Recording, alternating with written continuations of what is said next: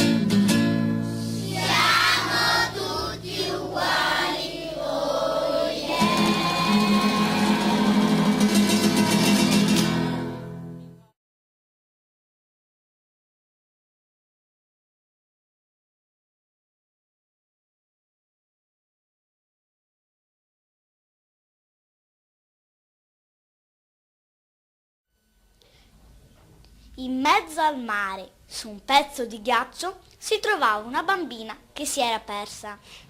Più il tempo passava, più aveva freddo e fame, mentre il ghiaccio si scioglieva. Alla fine la bambina cadde in acqua perché il ghiaccio si era sciolto.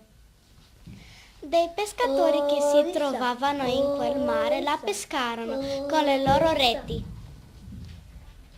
Il capitano le chiese il suo nome, ma lei non capiva la lingua. La portarono dalla polizia e le chiesero come si chiamava, ma lei non rispose perché non capiva la lingua che parlavano.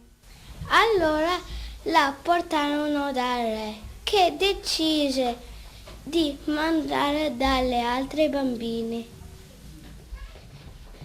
Tutte le altre sapevano come si chiamavano e da dove venivano, solo lei non lo sapeva. Dopo poco tempo il figlio del re si ammalò e bisognava farle una trasfusione con il sangue uguale al suo. Molte persone si offrirono per dare il proprio sangue, ma nessuno aveva il sangue uguale a quello del figlio del re.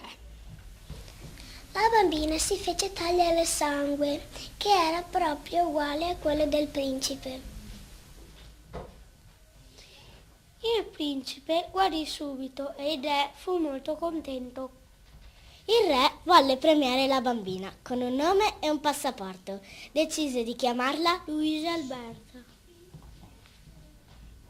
Il re capì che lei non voleva avere un nome e un passaporto, ma vivere con la sua famiglia e la sua gente.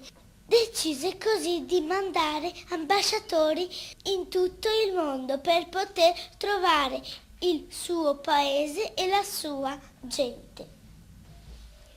Un messaggero trovò al Polo Nord la famiglia della bambina senza nome, la portò dal re e si seppe così che quella bambina era principessa e che si chiamava Monukaki. Da quel giorno visse felice con i genitori.